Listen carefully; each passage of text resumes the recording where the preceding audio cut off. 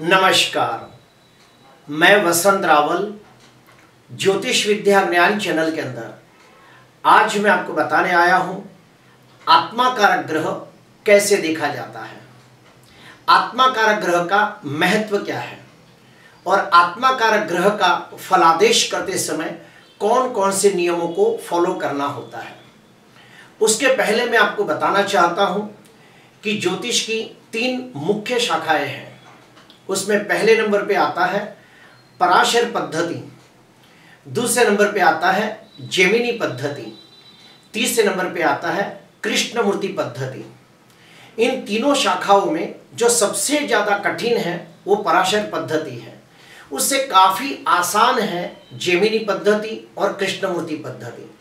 आज हम बात करेंगे जेमिनी पद्धति की। जेमिनी पद्धति के अंदर 7 ग्रहों को कारक तत्व दिया जाता है और उसमें राहु केतु की गिनती नहीं की जाती, अर्थात सूर्य, चंद्र, मंगल, बुध, गुरु, शुक्र और शनि, इन 7 ग्रहों को ही कारक तत्व दिया जाता है। और ये कारक तत्व कैसे दिया जाता है? उनके अंशों के आधार पर दिया जाता है। तो सुनिए, कुंडली के अंदर जो सबसे ज्यादा अंशों वाला ग्रह होगा, जिसके सबसे ज्यादा अंश होंगे, उसे आत्मा कारक माना गया है। उससे कम अंश वाले ग्रह को अमात्य कारक माना गया है। उससे कम अंश वाले ग्रह को भातृ कारक माना गया है। उससे कम अंश वाले को मातृ कारक ग्रह माना गया है। उससे कम अंश वाले को पुत्र कारक ग्रह माना गया है। उससे कम अंश वाले को ज्ञाति कारक और सबसे कम अंश वाले को दर कारक माना गया है। तो इस प्रकार से अंशों के आधार पर कारक तत्व दिया जाता है। हो सकता है कोई भी ग्रह हो। और एक बात, पराशर पद्धति के अंदर लग्नाधिपति से जो जो चीजें देखी जाती है वो सारी चीजें जेमिनी पद्धति के अंदर आत्मा कारक ग्रह से देखी जाती है। अर्थात आत्मा कारक ग्रह से देखा जाता है कि व्यक्ति दिखने में कैसा होगा, उसका शारीरिक गठन कैसा होगा, उसके आचार विचार संस्कार कैसे होंगे, व्यक्ति कितना बुद्धिमान, गुणवान, तेजस्वी होगा, व्यक्ति का व्यक्तित्व कैसा होगा, उसकी पर्सनालिटी कैसा होगा, उसका रूप रंग कैसा होगा। ये सारी चीजें जेमिनी पद्धति के अंदर आत्मा कारक ग्रह से देखी जाती है। आत्मा कारक ग्रह ये भी दर्शाता है कि तुमने पृथ्वी पे कौन से उद्देश्य के लिए जन्म लिया है, आपका इस जन्म का लक्ष्य क्या है और आपको इस जन्म के अंदर कौन से काम करने चाहिए। ये सारी बातें आत्मा कारक ग्रह दर्शाता है। तो आइए मैं कुछ उदाहरण के साथ बताना चाहूंगा कि जैसे मान लो ये 9 ग्रह के अंश है, उसमें आप देखिए सबसे ज्यादा अंश सूर्य के हैं 27। तो जो सबसे ज्यादा अंश वाला होगा उसे आत्मा कारक कहा जाता है। उससे कम अंश किसके हैं? शनि के हैं 20 अंश, तो इसे अमात्य कारक कहा जाएगा। इससे कम अंश किसके हैं? चंद्र के 15 अंश है, तो इसे भातृ कारक माना जाएगा। इससे कम अंश किसके हैं? मंगल के हैं, तो इसे मातृ कारक माना जाएगा। इससे कम अंश किसके हैं? बुध के हैं, तो इसे पुत्र कारक माना जाएगा। इससे कम अंश किसके हैं? गुरु के 7 अंश है, तो इसे ज्ञाति कारक माना जाएगा। और सबसे कम अंश है शुक्र के, तो इसे दर कारक माना जाएगा। तो अंशों के आधार पर ग्रहों को कारक तत्व दिया जाता है। अभी हम लोग स्टडी करेंगे कि आत्मा कारक ग्रह का प्रेडिक्शन कैसे किया जाता है। तो सुनिए, अगर कुंडली के अंदर, आपकी कुंडली के अंदर आत्मा कारक ग्रह केंद्र में, त्रिकोण में या फिर दूसरे 11वें भाव में बैठा हो, तो समझ जाना तुम्हारी आत्मा तुमसे वो सारे कार्य आसानी से करवा लेगी जिसके लिए तुमने इस पृथ्वी के ऊपर जन्म लिया है। ठीक उसके विपरीत जाते हैं।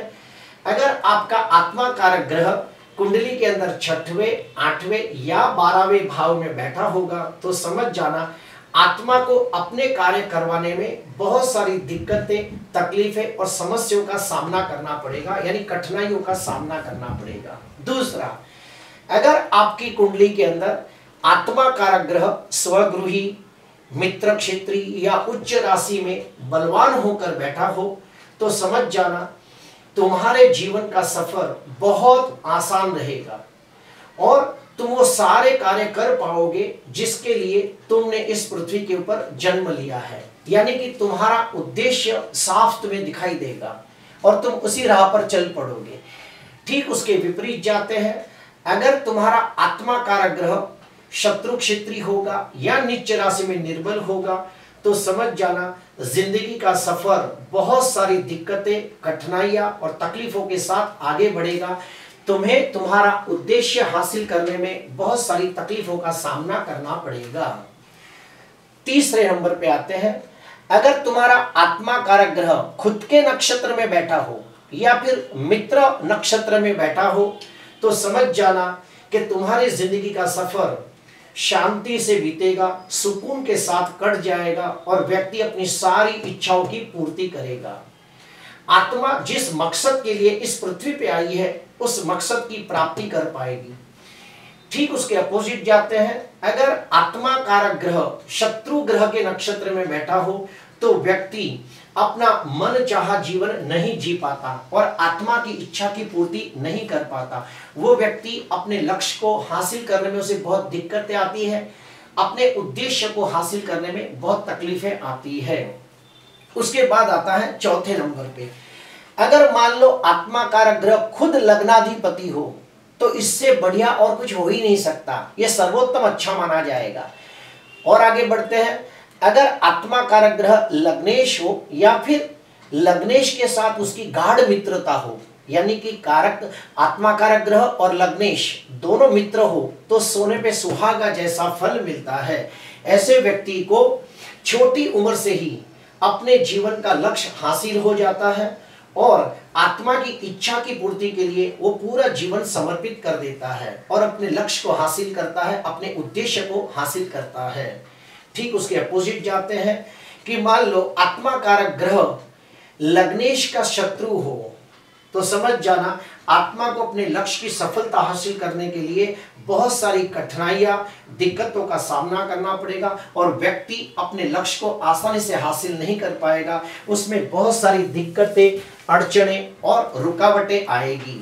पांचवें नंबर पे, आत्मा कारक ग्रह अगर नवमांश कुंडली के अंदर बलवान है, अर्थात स्वगृही है, मित्र क्षेत्री है, उच्चका है, केंद्र त्रिकोण में बैठा है, दूसरे 11वें भाव में बैठा है या फिर राशि वर्गोत्तमी हो रहा है, भाव वर्गोत्तमी हो रहा है तो समझ जाना बहुत अच्छा फल मिलेगा।